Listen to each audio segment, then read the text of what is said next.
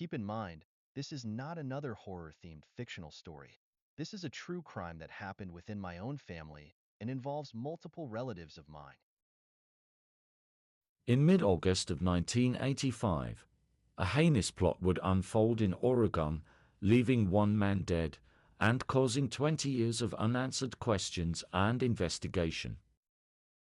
This is the story of the murder of my great-uncle, Delbert Westfall. Viewer discretion advised. On the night of August 12, 1985, four men drove to a house in Hermiston, Oregon and parked about a half-mile away. Two of the men got out of the car while the other two stayed. One of the men who left the car carried a knife as the two made their way to the front door of the house and knocked. Delbert answered the door and was promptly asked his name, to which he responded with his first and last name. After giving his name, he began to ask who these two men were when suddenly they launched a full-on assault. Being helpless against the two men, Delbert was quickly overpowered and pinned to the floor with one arm behind his back. At which point, everything went black. On August 13, 1985, Delbert Westfall's body was found in his mobile home on Pumpkin Center Road in Hermiston, Oregon, with a wound to the back of the head. An ambulance run was reported at 8:22 a.m. Delbert was pronounced dead on arrival. His family had a graveside service on August 19, 1985, at Desert Lawn Memorial Cemetery in Oregon, Oregon. After the funeral, Delbert's case would go cold and unsolved for 20 years until November of 2005, when things began to fall into place for Detective Mike Wilson of the Hermiston State Police, who had been working the case for some time. An item found at the scene of the crime would be used in DNA identification that led to the first arrests in the case. On November 3, 2005, brothers Vincent DeQuazy and Sean Scarlett were arrested at their home in connection to the death of Delbert Westfall. At the time, Detective Wilson said he believed the suspects were ready to be caught, stating, "These guys have been carrying this around for 20 years. I think they were ready to be caught.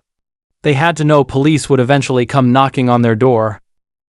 But arresting the two brothers was just the beginning.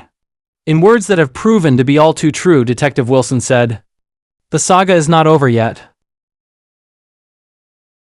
The brothers were arraigned on November 13, 2005, 20 years and 3 months after Westfall's death, charged with aggravated murder, conspiracy to commit murder, and conspiracy to commit aggravated murder. But the conspiracy charges were later dropped. On December 21, 2005, the brothers' attorney said there were 3 additional suspects who are not here and have not been arrested. Those 3 suspects were not revealed until testimony from the brothers was heard in their conference in 2005. The list of suspects was shocking to say the least. Part 3. The first of the 3 to be arrested was Charlotte Wovoda, age 51, who was arrested on October 13th. Then John Gorman, 40, was arrested during the week of October 16th. And finally, Gary Counts, who was last to be arrested on October 27th. He surrendered himself to Pendleton State Police. These 3 arrests weren't just suspects, though. It would turn out Charlotte was Delbert's sister. Gary and John are half-brothers as well as Delbert's nephews. The first outcome of the Westfall saga was when the brothers' settlement was finished. The pair plead guilty to intentional murder in a plea agreement. One aspect of their agreement was the arrest of the other 3 suspects. The second aspect was DeQuazy and Scarlett, the brothers, testifying in the subsequent trials of the other suspects. Counts, Scarlett, and DeQuazy all agreed to plea deals to testify in Wovoda's trial. Scarlett and DeQuazy each received lifetime sentences with a minimum of 10 years in prison, while Counts received 20 years in prison with a minimum of 5.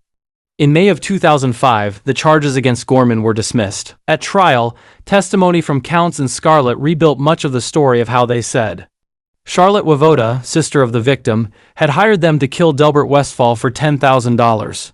And this is that story in more detail. Part 4.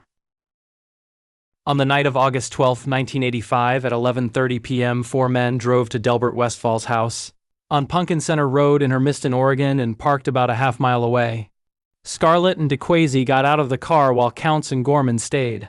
It wasn't real elaborate, Count said.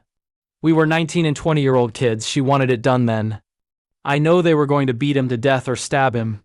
Scarlett carried a knife the brothers had used earlier in the summer while camping. He and DeQuasi walked up to Delbert's door and knocked. A man answered the door. Scarlett asked him his name and he said it was Delbert Westfall. Then the two men attacked. They scuffled around. Scarlett managed to pin Westfall to the ground and hold his arm behind his back. I stuck the knife in the back of his head, Scarlett said during the trial, in the back of his neck. Then we got up and ran. They ran all the way to California with a car Derry Count said he got from Woivoda. When they got to Gorman's father's house in Anaheim, DeQuasi and Scarlett split off and headed to Colorado. During trial, when asked why he agreed to kill Westfall, whom he didn't know, Scarlett said, I don't know. I was young. I was a kid, never thought things through. I didn't think about it. No one was ever paid by Woivoda, nor did they ask for payment of the $10,000 they were promised.